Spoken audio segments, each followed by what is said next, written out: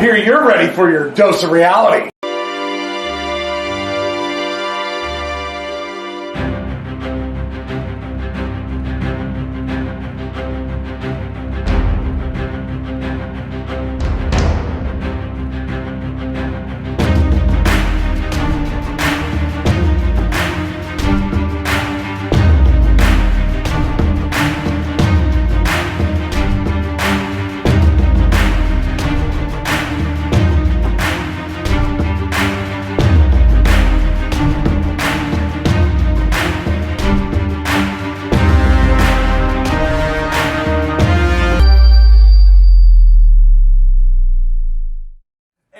What's up, everybody? Welcome back to the Dr. Quack podcast. I'm your host, Dr. Quack. And I'm the important one, Mr. Mayhem. Today we're talking about the results of Royal Rumble 2021. And before you pay attention to this comes out on Wednesday, but we're filming this before the Raw after. So we haven't even seen the Raw that happened the next day after Royal Rumble. So we don't even know what may come out of this, although from the way you were talking and the way the internet was popping, I think there's going to be a lot of things to talk about on this episode. Oh, there is. There's a lot of controversy and a lot of stuff that happened, including our first match here.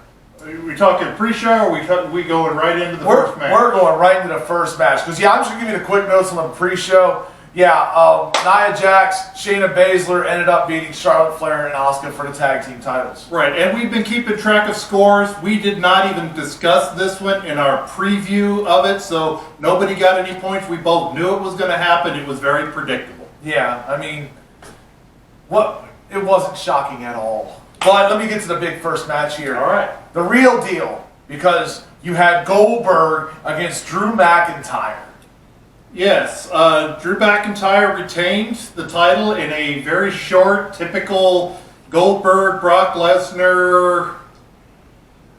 They still got 2 or 3 moves they can do, except Goldberg proved he can't really do the spear anymore or the jackhammer anymore. Well, I did rate this match 2.5 stars. I did have a question mark of, did it really deserve that? Because Goldberg, like I said, could not spear anymore. His jackhammer, he can't rotate anymore. But I will give Goldberg some credit. I said in the preview he has no respect, and he showed he had a little. He laid down and he went over and shook hands and embraced. So thank you, Goldberg, for being the one good shining light of this otherwise match that for some reason WWE seems to like currently is the legend against the champion. Yeah, and it's like, why, really? And they're talking about him coming back for one more match this year. Will that be at Mania? I'm willing to bet so, but we'll find out on that. I gave it 2.5 stars as well, believe me. It was just god-awful. Why? Reasons. Yeah, dead up. Let me move on to your other favorite match here. Carmella taking on Sasha Banks. According to the internet grading sites, which is CBS Sports, Bleacher Reports, and Forbes for some reason, everybody loved this match. Sorry, I don't like Sasha Banks. I think she is a stain on wrestling. I think she is very self-serving. I think if she was 5'11" and blonde hair, her and Charlotte Flair would be twins. It's very close. And it was a solid matchup. I gave it 2.5. I did love how her manager, who is Carmella's manager? Reginald. He's a sommelier. He's not really a manager. He's more of the. They're not billing him as the manager. Well, anyways, I loved how he took that bump there from Sasha Banks. Thought it was, a very solid match. It wasn't nothing special.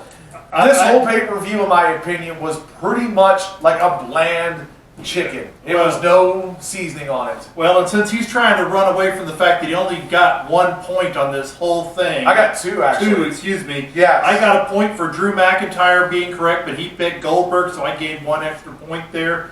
And I picked Sasha Banks. He picked Carmella, so I got another point there. You let me down, Carmella. I only gave this match 1.5 stars. I'm not impressed with Carmella either. They push her out there because she's involved with Corey Graves. I never thought she was talented. I thought she was the least useful member of the Divas Revolution, and I still believe that after this match. Yeah, and I'm moving on to my two-finger salute right there. Mr. Bad Bunny. Seriously, look, we've seen music acts before in the world of professional wrestling, but if you're going to have it, at least make sure people, A, know who he is, B, can understand him. And yes, he was speaking Spanish on this, but your acoustics are horrible. Yeah, this is 2021. World Wrestling Federation, World Wrestling Entertainment. This was the 34th version of the Royal Rumble. You would think after 34 years, they would have had good acoustics. Now, I never heard of Bad Bunny. He's not a music style or music genre I listen to. And after that, no. You even had the fans booing during his performance. And then they, of course, WWE did. They piped it out there. They put their sound noise in there of everybody cheering towards the end. Yeah, we know they were booing, man. Yeah, it was. I was less than impressed, and I'm not going to hold Bad Bunny. Yes, it's a horrible name. That's a bad, just awful name. But I'm not going to hold anything against him because I don't listen to his music. All I can say is, if the acoustics are that bad, he deserved better because WWE did bring him out there and it made him look bad. And G.I. Bro coming out there and standing like he's in 2006, like he's King Booker.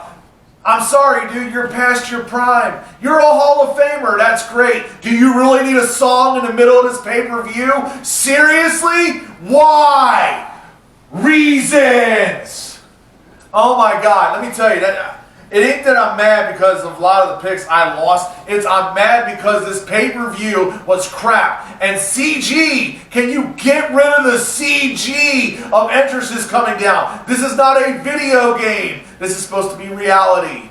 Yeah, I would have to definitely agree with that. When the first couple of times I saw it, even back with other pay-per-views, I was like, did somebody draw this in? Did somebody accidentally flip over to the video game? And it looks bad. And you can tell the timing is off too when they've got you walking down. They're just about to hit the ring and then you get the camera turn so you're on the hard cam side and they're still 4 or 5 steps away from the ring. You're right. Stop it. Stop it. Yes. Former IFC lady who's now in charge of creative. Can you get this fixed? This is on you. No, it's still on Vince. Vince controls everything. But he does. But that CGI entrance stuff does need to go away. Let the wrestlers be wrestlers. Yeah. We're going to be talking about this coming up. We had a letter that just came in. We're working on getting together all the information for it. And it's going to be coming out in the next week or two. We're going to be basically shooting on Vince McMahon. Yes, we do that anyway. But we're going to shoot on Vince McMahon, and this is a hot topic. Yeah, God, there's so many things I need to go through. Yeah, moving on. 30 women Royal Rumble here. I'm going to tell you my high point of this Royal Rumble was Shotzi Blackheart. I loved her entrance, and I loved the way she worked in this match. I enjoyed that she didn't take it from Billie Kay. I enjoyed the Billie Kay thing, yes, where she was trying to buy off people to manage to protect her back. And Shotzi Blackheart shot the foam cannonball at her. I enjoyed that.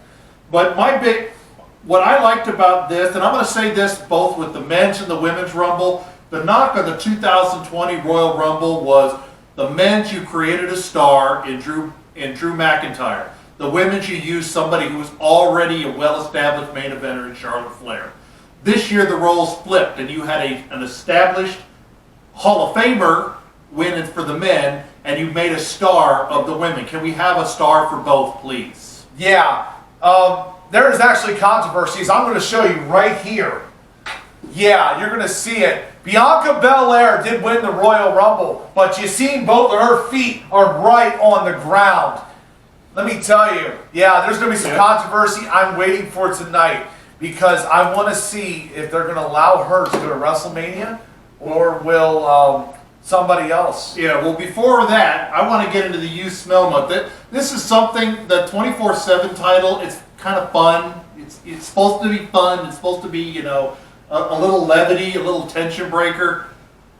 Peter Rosenberg, really? I was sitting there, we were watching it in the office, and I said, watch, they're going to make Peter Rosenberg be the 24/7 champion. And sure enough, 45 minutes later,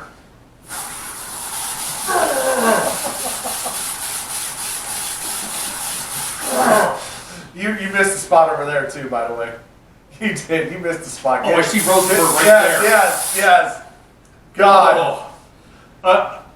I'm okay with the 24/7 title. I'm okay with R-Truth being kind of a comedy sidekick to a title belt. I'm okay with that.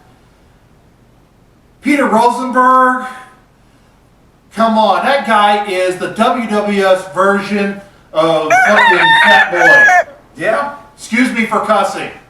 Oh my God. Fat guy. We just did the 2000. Mark Madden. Mark Madden. Yes. Mark Madden. Mark Madden. I'm trying to forget his name. And Peter Rosenberg are basically the same person in a different body. Yeah.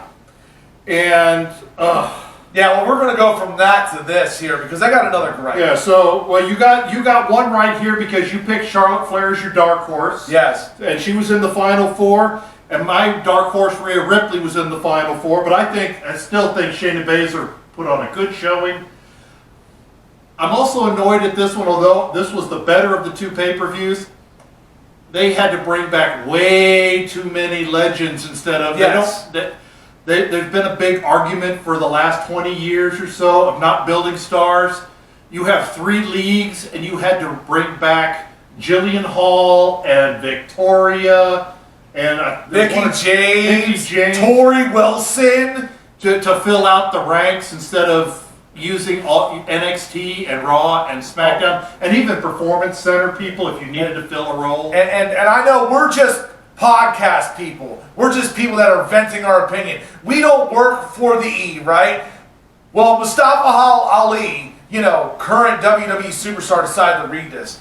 He hasn't even heard this yet, so I'm curious. I'd like to be the first to welcome back all the senior citizens that will surely take away opportunities from hungry, hard-working individuals on this glorious road to hashtag WrestleMania. Because honestly, he's right. Why do you need the legends here to come into the Royal Rumble and, you know, do what they did? Do you not have enough talent on the roster to boost up wrestling like it was? I have mixed take on that. As far as the statement, I believe Mustafa Ali is correct. The problem is, I don't know if that's work Mustafa Ali as retribution, or that was a shoot for Mustafa Ali. I am not sure on that. Straight from his Twitter account, by the way. That still doesn't mean anything. Does not. Because we've seen guys and girls cut promos on each other on Twitter to hype up their matches. Yeah. So, I don't know if this is a work, I don't know if it's a shoot.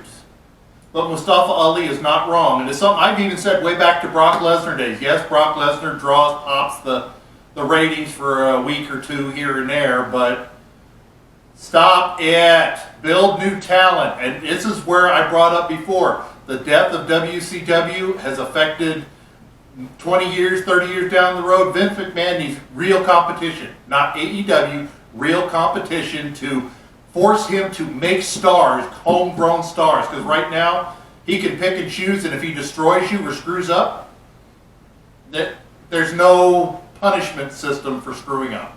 Yeah, I mean, overall, I gave this 3 stars. You know, it was a decent Royal Rumble. And for the women, it was really good. I don't think women's Royal Rumble is compared to the men's in most respects. But this one gets a good grade for me. This one gets about a B+. And that's what I did. I gave it 3 stars, so B+, yeah, that's what I gave it. It was better than the men's. Although the men's had more intrigue, the men's was just not good. Yeah. So I'm going to get off that subject before I have a heart attack. So let me move to the next one here. Kevin Owens, Roman Reigns, last man standing. This is an example where a bad finish destroys a good match. This match was a 4-star match until the intensity, the brutality, going all over Tropicana Field, even pulling out. I guess it's AEW's been doing the golf cart spot with Sammy Guevara. Yes, and they did it here. That's my quack attack because he did it for The Rock.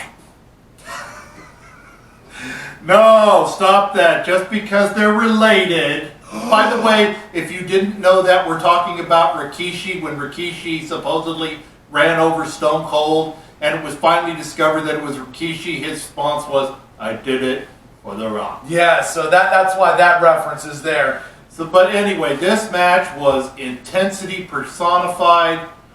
And then Roman Reigns tried to handcuff Kevin Owens, and Kevin Owens locked him in and walked away. And the referee counted to 9 and gets pulled into the lighting truss. And then we get a minute and a half of Paul Heyman not knowing how a key works. It was great. Thank you, Paul, for making me laugh. But the problem was that Kevin Owens, while he was selling that he was hurt, he didn't notice for the minute and a half that Paul Heyman was there. There was no interference. Nobody was beating up Kevin Owens. Paul Heyman's just there playing with the key. Yeah. And then we get the anticlimactic front guillotine. Yes. Let me just tell you, this match here, up until Kevin Owens hit his swanton off the top of that stand, for me, it was almost last man sleeping because I was getting really just like, seriously? And then it got a little picked up, and then they killed it in the end. I really thought the storytelling was a 4-star match. Even, yes, it was a little slow to get going, but once it got going, boy, did it get going, and all of a sudden the Black Ice was there. And this went from 4 stars to 2.5. Yeah, I'm with you on that. I was going to go 3, but you know what? You make a valid point. Yeah, this really just, it killed, you know. The guillotine, seriously, is that the way to finish the last man standing? Be a little creative. Even John Cena and Batista could have done that. It's not even just the guillotine. It's the minute and a half of watching Paul Heyman fumble with the keys where Kevin Owens doesn't even notice and try and crawl over there to stop him. And then we get the guillotine?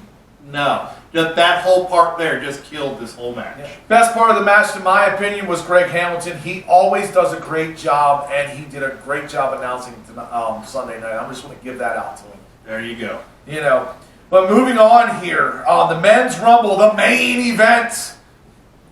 Very early, we ended up losing a big name. Number 2 in the Royal Rumble, Randy Orton. Well, as I put in my notes, I didn't count him as an elimination.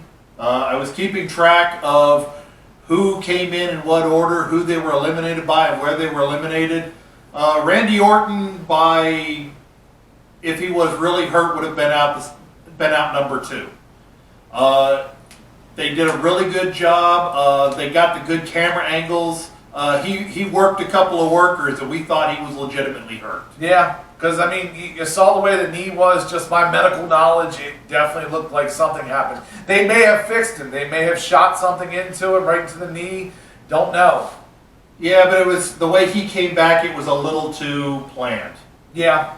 I mean, they were trying to figure out something. Edge kind of had that confused look once Orton started limping off. Like he didn't know what was going to happen next. Right. And another WWF, the lack of mentioning of Chris Benoit. We get Edge winning from number 1, being the 3rd person to do it, but the only other person they ever mentioned it about was Shawn Michaels. Yeah, you had to mention Shawn, the Heartbreak Kid, but couldn't mention Chris, seriously. And this was another one. They brought back a lot of names. Some of them were kind of nice. Carlito was kind of nice. Yeah, welcome back, Carlito. You actually look like you're still in shape, buddy. Good job. Kane, yeah, Kane. We've seen it. And then the Hurricane, he looked like a Cat 5. He may have retired from wrestling and put this on, but he didn't have enough time to get himself in real shape. No, he retired at the refrigerator, didn't you know? Yeah. And so this match really felt like everybody was just going through the motions. The women's, you could see some intensity. Some of those women who were coming up, Shotzi Blackheart, I'll even say Bianca Belair, Dakota Kai, they came down there with something to prove. The only person that came down there with something to prove was Damian Priest. Yeah, and he looked really good. I am giving one more quack attack right here, and that's because Edge and Christian came back together again. And it was great to see them work throughout half the Rumble. Yeah, and I thought Christian was had a no-touch on him because of all the concussions he suffered. Maybe he's like Daniel Bryan and they were able to fix and solve some of that. But it was nice to see Edge and Christian, a team I really enjoyed watching throughout the 90s. Yeah. So, but all in all, this one really felt like everybody just went, all right, we got to get ready for Mania. So it's time for the Royal Rumble. Yes, and congratulations to Edge winning this Royal Rumble, winning it from number 1 all the way down. I mean, that was impressive. This guy's been out of wrestling over a decade. He's had a couple matches in last year, and then comes out and lasts, 45 minutes, I think it was? Well, it started out like they were doing 2 minutes, and then it kind of flipped to 90 seconds. So I think they said he was right about 58 minutes, 59 minutes. Yeah, it was a star-studded performance by him. He did a really great job. Overall, like I said, this pay-per-view just really felt bland. It felt flat. There was a couple high points in it, but for the most part, this is not a memorable Royal Rumble. Yep. And this one, again, like I said, it really felt like everybody just was kind of going through the motions. Yeah, so what do you think is going to happen tonight? Tonight is Raw, so I think Drew McIntyre is probably going to start focusing on his next opponent. I don't think Edge is going to tell us who he's going to battle yet. But I think his next opponent is going to be either The Miz. Could be. Possibly John Morrison for a setup of one of the two of them are going to get the title. Either John Morrison or The Miz will cash in. Or Otis. Could be Otis.